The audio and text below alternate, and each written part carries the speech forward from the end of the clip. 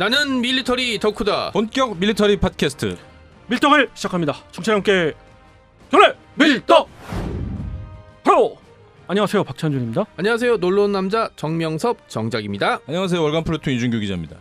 네, 이렇게 밀떡이 시작됐습니다. 이번 시간 밀떡 우크라이나 전쟁에 관련해서 그 지금까지의 전황과 우크라이나와 러시아의 입장, 또 여러 가지로 지금 엮이고 있는 그 국제 전쟁, 그러니까 이제 국제전으로 이제 비화할 수 있는 여러 가지 요인들이 좀 발생했어요. 이제 그런 요인들, 그리고 남부 쪽에 있는 헤르손의 방어, 러시아의 방어 움직임, 그리고 반대로 우크라이나의 공략법, 뭐 이런 것들에 대해서 이야기 나눠보는 시간 갖도록 하겠습니다. 이 전쟁이 굉장히 좀 잔혹스럽고 여러 가지 면에서 독재 국가로서 봐줄래야 봐줄 수 없는, 아무리 독재 국가라도 봐줄래야 봐줄 수 없는 상황들이 많이 벌어지고 있습니다. 네네. 우선 러시아, 친러시아계 주민들을 철수시킨다. 대피시키고 있죠. 네. 뭐 자포리자 쪽의 그 주민들을 철수시킨다고는 하는데, 그거는 표면적인 이유고, 친러시아든 뭐 상관없이 우크라이나 주민들을 강제 이주시키는 그런 악행을 벌이고 있고, 이것이 우리 조상님들의 소련, 러시아의 그 강제 이주와 좀 오버랩되면서 고아시아 관계. 예, 참 동병상련을 느끼고 있고요. 고아가 된 어린이들을 우선적으로 뭐 한다고 하는데, 러시아의 각 가정에 이제 보낸다 하는데, 그게 아니고 무조건 어린이들을 다 보내고 있어요. 이런 측면에서 이것들을 또 자기네들의 그 남자 아이들의 불균형, 성비의 불균형, 이 전쟁으로 인해서 이런 걸 복구하겠다는 보관까지도 이제 그렇게 갖고 있는데, 참 잔인합니다. 이런 측면에 봤을 때 반드시 우크라이나가 이겨야 되고, 여러 가지 측면에서 봐도 우크라이나의 필승을 기원하면서 방송을 한번 해보도록 하겠습니다. 우선 헤르손 지역인데요. 헤르손 지역은 라스푸티나 현상이 뭐 전 지역에 이제 몰아치고 있고요. 헤르손도 역시 마찬가지로 라스푸티나 현상이 시작돼서 포격전만 오고 가고 있습니다. 그럼과 동시에 러시아는 헤르손을 방어하기 위해서 전략을 짜고 있는데, 그 방어선을 크게는 기갑 전력과 보병 전력을 나누어서 짜고 있는데, 참 특이한 면이 있어서 한번 소개해 올리도록 하겠습니다. 우선 드네프르강을 중심으로 볼 때 드네프르강 북쪽에는 보병, 공수부대 출신들과 지금 동원령으로 된 30만 명에서 차출된 병력들을 보내고 있어요. 북쪽으로. 그러니까 강 북쪽에 이제 우크라이나군과 최전선이 되는 곳이겠죠. 네. 이것이 갖는 의미가 굉장히 남다른 게 뭐냐면, 강 이남에는 기갑 전력을 또 중심으로 모아서 방어선을 구축하고 있어요. 이게 뭐냐? 그러면 보병 전력들은 그냥 총알바지 하라는 얘기죠. 갈아 넣고 있다는 얘기도 사실상 2차 대전식으로. 그리고 강을 넘어오는, 도하하려고 하는 우크라이나군을 거기서 섬멸하겠다는 그런 의도인데, 의도가 너무 뻔뻔히 보이기도 한 뿐더러 참 잔인합니다. 자국의 군인들을 대하는 것을 보면 2차 세계대전하고 하나도 바뀌질 않았어요. 그러니까 전쟁의 목적을 위해서 가장 중요한 사람을 쓸어놓는 거고, 저는 이게 자꾸 만약에 북한이 다시 전쟁을 일으켜서 남쪽으로 쳐들어오면 이런 모습이 반복될 것 같아요. 전쟁의 명분도 부족하고 보급도 부족하고 이러기 때문에 병사들 개개인의 학살과 폭력을 그냥 방조해버릴 거거든요. 이런 문제들 때문에 사실 전 좀 면밀하게 봐야 된다고 좀 생각을 하고 있고요. 21세기에 이런 전쟁이 벌어진다는 거는 너무 끔찍하고 잔인한 일이죠. 그럼 이제 우크라이나 쪽에서는 이제 공격 루트를 찾아야 되는데, 라스푸티나 현상이 끝남과 동시에 진격을 바로 할 건데, 뭐냐면 상당수의 이제 기갑 전력이 이 지역에 배치돼 있어요. 보병 전력, 러시아의 보병 전력은 도저히 당해낼 수가 없습니다. 그러니까 총알바지로 쓸려갈 것이고, 그것이 무려 한 5만 이상의 병력이 이제 있는데, 그 병력들이 전부 녹아날 것으로 예측은 됩니다. 다만 드네프르강을 도하하는 것이 이제 문제인데요. 다른 문제죠, 그거. 네. 그런데 기갑 전력을 거기다 배치하는 데 있어서 어떻게 보면 참 러시아 지휘부는 저보다도 생각이 못한가 싶기도 하고요. 어린이보다도 못한 것 같아요. 왜냐하면 전차 전력 같으면 사거리가 몇이에요? 거의 길어봐야 2km? 그렇죠. 2km 정도 볼 수 있죠. 그렇죠. 근데 드네프르강의 이제 강폭이 상당히 넓은 강이란 말이에요. 거의 바다처럼 보이더라고요. 어떤 경우는 3km, 4km까지 가고, 뭐 폭이 좁은 게 이제 500m 정도인데 네네. 이렇게 강폭이 넓은 그런 강을 2km 사거리밖에 안 되는 그러한 그 기갑 전력으로 어떻게 방어할 거냐라는 것이 문제고, 또 하나는 지금 포병 전력을 봤을 때 전 전선에서 2대1 비율입니다. 러시아가 2발을 쏘면 우크라이나가 1발을 쏘는데, 그럼에도 불구하고 러시아 포병이 녹아나고 있어요, 계속. 그 이유는 게임 체인저라고 많이들 그렇죠. 불리는 이제 하이마스를 정밀 비롯해서, 타격에 의해서 지금 큰 피해를 보고 있죠. 그렇죠. 그리고 그 독일에서 지원한 펜저하우저를 비롯해서 네. 각 서방에서 지원한 자주포, 그 전력들, 그리고 이제 견인포, 네. M777 견인포까지 포함한 우크라이나 포병의 위력이 상당합니다. 정확도가 이제 상당하다는 차이가 이야기입니다. 엄청 크죠, 사실상. 예. 그렇기 때문에 러시아 포병이 힘을 못 쓰고 있는 상황이에요, 전 전선에서. 그렇다면은 아무리 기갑 전력을, 그러니까 남쪽에. 드네프로 이남에다가 방어선을 구축한다고 해서 쉽게 헤르손이 방어되지는 않을 것 같은데, 왜 이런 전법을 쓰는지 모르겠고요. 제가 볼 때는 어쩌면 헤르손에 주공을 두는 척하면서 자포리자 쪽, 특히 좀 성동격서전법. 네, 제가 굉장히 관심 있어 하는 부분은 멜리토폴. 멜리토폴입니다. 멜리토폴을 위시해서 이제 하나 남은, 어떻게 보면 아주 주 보급로거든요, 네네. 러시아 네, 입장에서는. 그렇죠.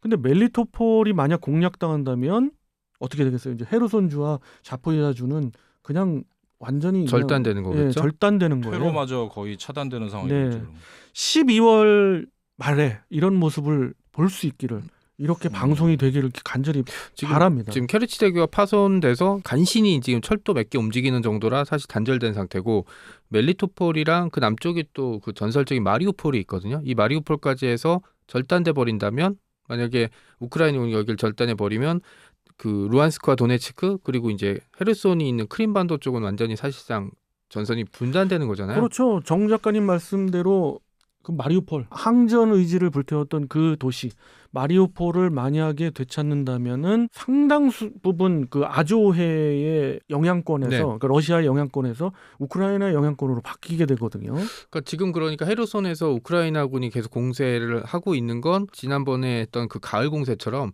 성동격서가 아닐까라는 생각. 뭐 라스푸티차 영향도 좀 있겠고, 전력을 좀 모아야죠. 왜냐하면 폴란드에서 지원해준 PT-91 전차가 아직 전선의 모습을 드러내지 않았어요. 이건 진짜 우크라이나 카운터펀치로 생각하고 있는데, 헤르손에서 드러날 것 같았는데 안 보였어요. 소수만 드러났고. 그렇습니다. 그래서 이 방송이 올라가고 한 주 정도 지나고 나서 슬슬 라스푸티차 현상이 이제 멈추게 되거든요. 그렇게 되면은 추워지면 이제 어는 거죠, 땅이. 그렇죠. 다시. 이제 동부 전선과 남부 전선에서는 대규모의 우크라이나 공세가 이루어질 텐데, 과연 어느 쪽에 주공을 두고 조공을 어느 쪽에 두느냐에 따라서 양상은 많이 바뀔 것 같습니다. 왜냐하면 둘 중에 하나 이제 차지하라 그러면 크림반도가 당연히 효용성이 높은데, 드네프르 강도 있고 이 전 남쪽으로 러시아군이 진짜 전력을 집중해서 지킬 거거든요. 왜냐하면 11월 달에 이제 미국 선거에서 만약에 공화당이 승리하면은 우크라이나에 대한 지원이 줄어들 거라는 식으로 이제 계속 선전을 하고 있잖아요. 그러니까 변화가 있을 거라는 생각으로 그렇게 계속 바라고 선전전을 하는 거죠. 버티기 전략에 들어가는 것 같고,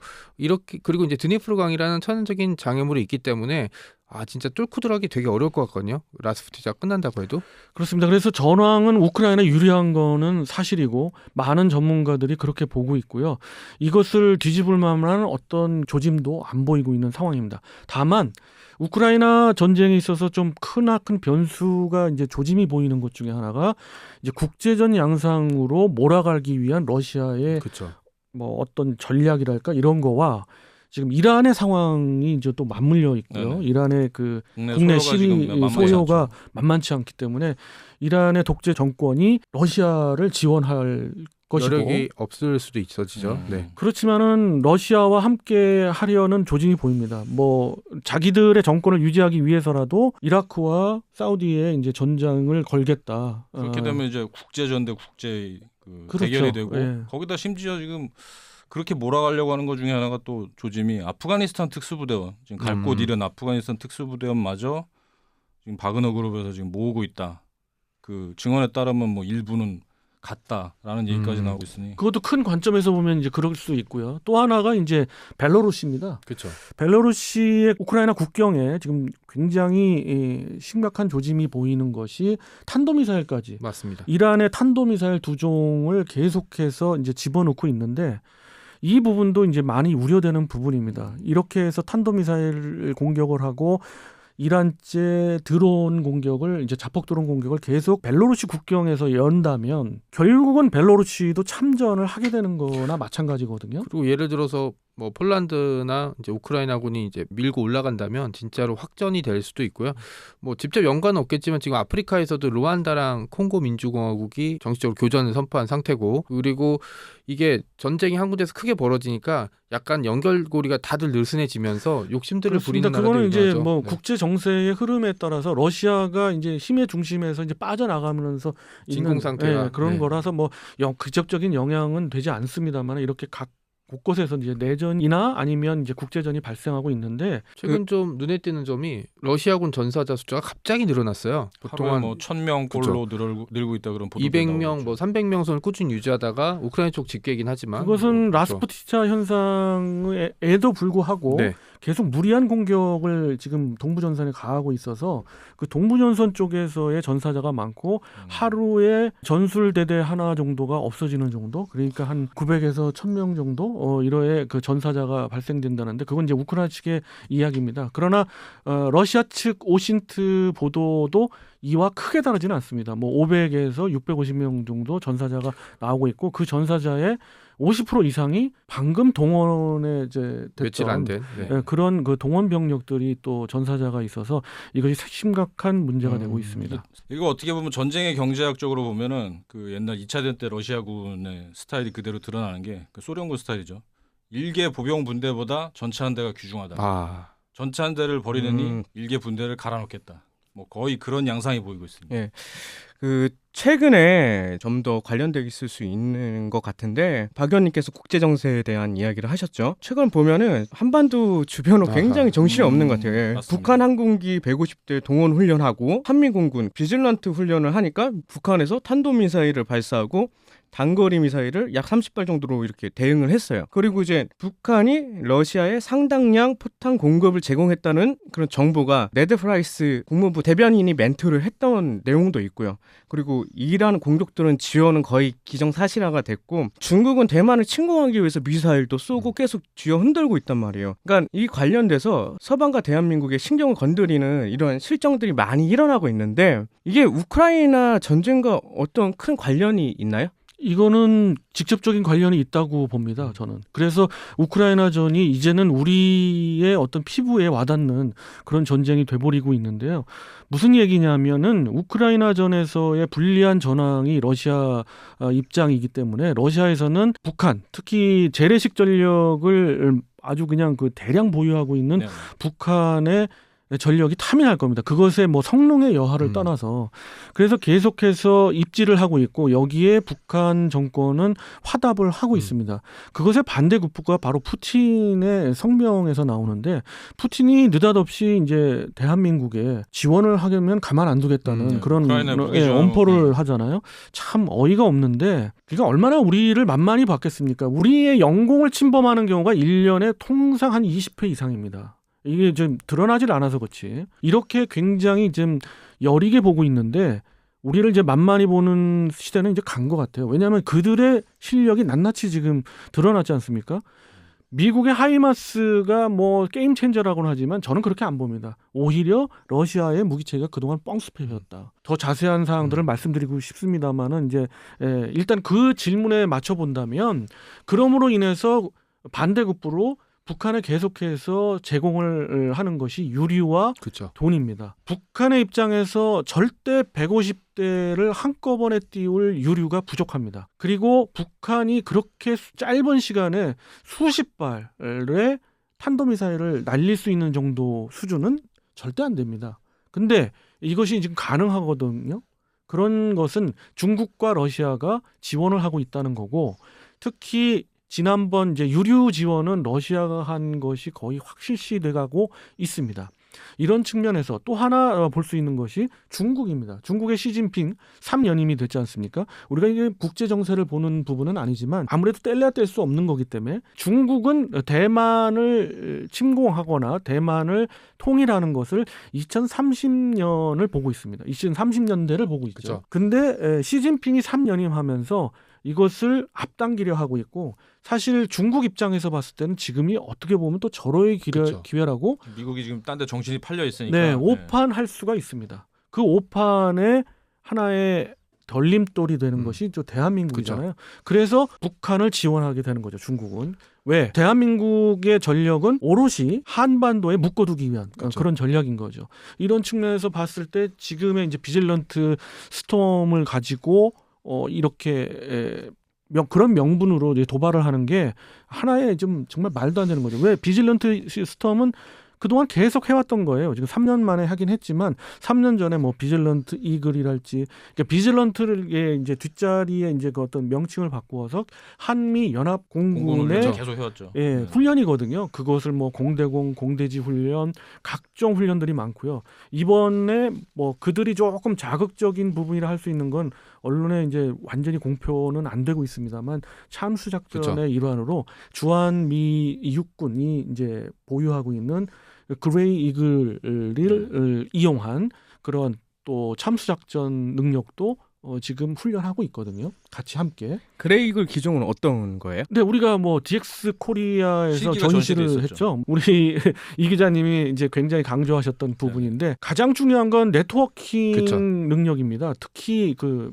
주한 미군의 아파치와 함께 내가 보고 네가 쏴라. 네가 보고 내가 쏜다. 뭐 이런 개념인 거죠. 그 그레이글 딱 이렇게 하면 잘 모르시더라고요. 이렇게 이거 어떤 거냐면 프레데터의 개량형이라고 보시면 됩니다.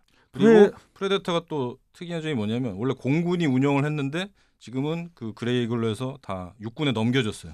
그만큼 육군의 그 대처 능력이 정찰 대처 능력이 강해진 거죠. 네, 뭐 그런 측면도 있습니다만은 그 이제 무기 체계가 그렇고요. 이 네. 기자님 말씀대로 거기에 조금만 더 덧붙인다면 그레이 이글처럼 은밀하게 침투해가지고 상당히 정확하게 뭐 0.5m 정도의 명중 오차로 적의 이제 심장부나 주요 수뇌부를 인물을 네. 말하자면 이제 김정은 참수 작전이 가능한 그런 기종 중에 하나죠.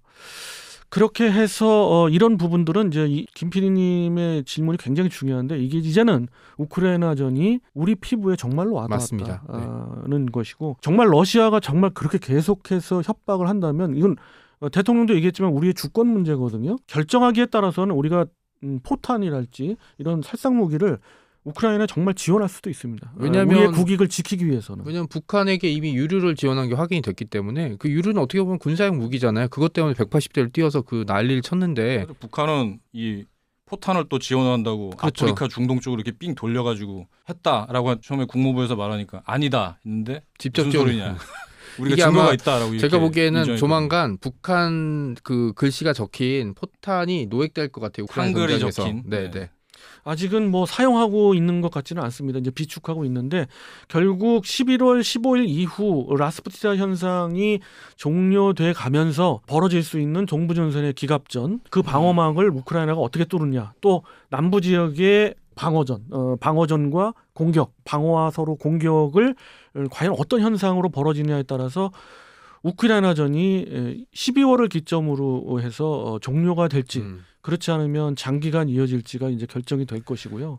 바라건대는 러시아가 완전히 완패를 해서 종료가 됐으면 하는 그런 같은 바람을 마음입니다. 갖고 있습니다. 지금 현재 보면 우크라이나 군과 러시아 군이 싸우지만 그냥 국제전이랑 맞습니다. 네. 다르지 쉽게 말해서 않지 않아요? 지금 변화돼가는 양상이나 확전 양상이 1차 대전 발발 직후랑 조금 유사하게 흘러가고 있어요 지금. 뭐 그런 측면에서 보는 분도 있고 어떤 분들은 이것은 3차 세계대전으로 바로 간다 이런 분들도 있는데 어찌되었든 미국은 김 PD님 말씀대로 참전만 안 했지 정말 개입하고 있는 거예요. 모든 정보력을 다 지원해주고 있고 그리고 미국만이 이제 눈치 안 보고 어느 정도 조절해가면서 지원해줄 수 있는 그런 국력과 군사력이 되고 있죠. 그래서 혹자는 대리전이란 표현도 쓰고 있습니다. 아무튼 어찌되었든 우크라이나전이 국제 정세에 미치는 영향도 굉장히 크기 때문에 반드시 우크라이나가 승리를 해야 우리의 국익도 유지되고 네. 지켜질 수 있는 것 같습니다. 이렇게 마무리될 수 있고요. 다음 방송 때 또 다른 전황을 여러분들과 함께 이야기 나눠보도록 하고 이 시간은 마치도록 하겠습니다. 청취자 함께 경례 밀떡!